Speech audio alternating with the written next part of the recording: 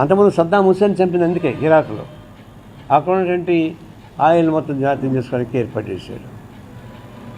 ఇప్పుడు క్యూబా మీద దాడి చేయడానికి ట్రై చేస్తున్నాడు. ఇప్పుడు క్యూబా ఒకటే కదా గట్టిగా ఆ దీనిలో ఉండేది. అంటే దీనికి వ్యతిరేకంగా ఉండే వాళ్ళందరినీ దాడులు చేసేటువంటి స్థితికి తీసుకొచ్చాడు. ఇజ్రాయెల్ ఉసుకొల్పి లెబనాన్ని పాలిస్తాన్ లేకుండా చేస్తున్నాడు. ఇది ఇజ్రాయెల్ ఒక దుర్మార్గమైనటువంటి టెర్రరిస్ట్ దేశం. ఈ టెర్రరిస్ట్ దేశానికి నాయకుడు ట్రంప్. ఆయన అత్యంత పెద్ద టెర్రరిస్ట్. ఈ ప్రపంచంలో టెర్రరిస్ట్ ట్రంప్, తర్వాత ఇజ్రాయెల్ ఉన్నటువంటి వాళ్ళు తప్ప ఇంకోటి కాదు. వీళ్ళని అదుపు చేయడానికి ప్రపంచ దేశాలు ప్రయత్నం చేయాలి. ఒకవేళ రష్యన్ అధ్యక్షుడు పుతిన్ ప్రయత్నిస్తున్నాడు, చైనా ప్రయత్నిస్తూ ఉంది, కొరియా ప్రయత్నిస్తూ ఉంది, తర్వాత యుఎన్లో కొన్ని దేశాలు చీలిపోతున్నాయి, ఐక్యరాజ్యసమితిలో కొన్ని చీలికలు వచ్చినాయి. ఏమైనా కానివ్వండి, నేను మాత్రం వదిలిపెట్టే ప్రశ్న చెప్తా ఉన్నాను. ప్రపంచంలో పెద్ద దేశం మంది, డెమోక్రటిక్ నామ్స్ ఉండేది, పార్లమెంటరీ వ్యవస్థలు ఉండే దేశం మంది.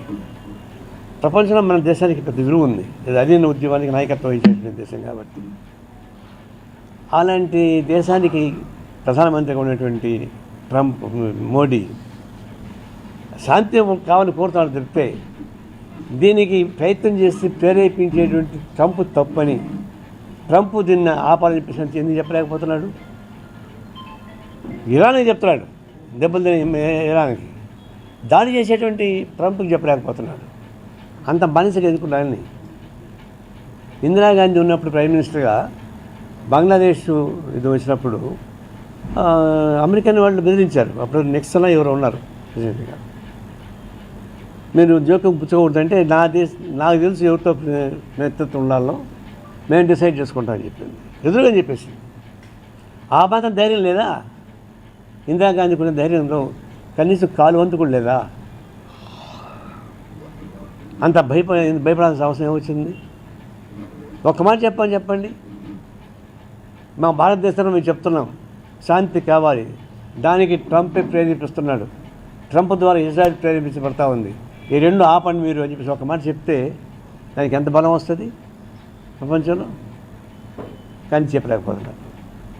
ఇంత ఒక విధంగా బానిసత్వానికి మించిన బానిసలుగా నిజాం నవాబ్కి దగ్గర బానిసలు ఉండేవాళ్ళు. నీ బాంచం ద్వారా అని చెప్పేసి అని పేరప్పుడు ఆ బాంచం ద్వారా అనేవాళ్ళు తిరుగుబాటు చేశారు నిజాం నవాబ్ వ్యతిరేకంగా. కానీ మోడీ పల్లెత్తి మాట లేకుండా పోతున్నాడు. అంటే బానిస కన్నా ఇంకా మరింత బానిసత్వంతో కూడుకున్నట్టు ప్రధానమంత్రి కనుక అనేది ఒక సిగ్గుచేటుగా కనిపిస్తూ ఉంది. అందువల్ల ఇప్పుడు ఏమవుతుంది, మొత్తం ప్రపంచంతో అగ్ని గుణంగా మారిపోతూ ఉంది. ఆర్థిక వ్యవస్థను దెబ్బతీసే పద్ధతుల్లో గనులపైన, ఆయిల్ బావులపైన దాడులు చేస్తూ ఉన్నారు. దీనికి వాళ్ళ విశేషం ఉండదు. దాదాపుగా 30 దేశాలకి ఇది ఎఫెక్ట్ అయిపోయింది.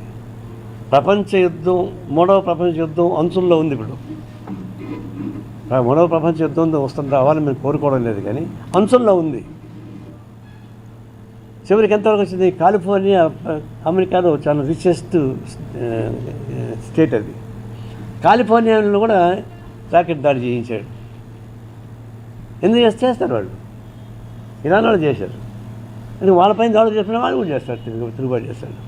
అమెరికా వాళ్ళు ఇప్పుడు దాకా ఏంటంటే ఇతర దేశాలపైన దాడులు చేస్తారు తప్ప వాళ్ళ దేశం పైన పొరపాటు ఒక గుండు కూడా పేలనీరు. ఫస్ట్ టైం లాడన్ చేశాడు ఆ పని, అది మనం ఎప్పుడు చేయలే. ఇప్పుడు వాళ్ళ దేశం మీద దాడులు చేసే పరిస్థితి వచ్చేసింది. అందువల్ల ఇది చాలా ప్రమాదకరమైంది. ఇప్పటికైనా మన భారత ప్రధానమంత్రి ఒక ఆత్మధైర్యంతో, తర్వాత ఆత్మగౌరవంతో, నీ గౌరవం కాదు, భారత ప్రజానీకం 140 కోట్ల ప్రజానీకం యొక్క ఆత్మగౌరవాన్ని కాపాడాల్సిన బాధ్యత మోడీకి ఉందని చెప్పేసి నేను స్పష్టంగా చెప్తా ఉన్నాను. దీనిపైన ప్రపంచ దేశాలు ఒపీనియన్ వస్తూ ఉన్నాయి. ఎప్పటికైనా సరే ఈ దుందుడుకు వాదం, ట్రంప్ చేసినటువంటి అక్రమ ప్రకటనలు ఇవి ఖచ్చితంగా ప్రపంచ ప్రజాస్వామ్యం నోరు మూయిసని చెప్పి గట్టి నమ్మకం మాకు ఉంది. అది తప్పదు, చేస్తారు. ఇప్పుడు మనకు భారతదేశంలో ఉన్నటువంటి పరిస్థితి చాలా అధ్వానంగా ఉన్నాయి. మనకు ఉన్నటువంటి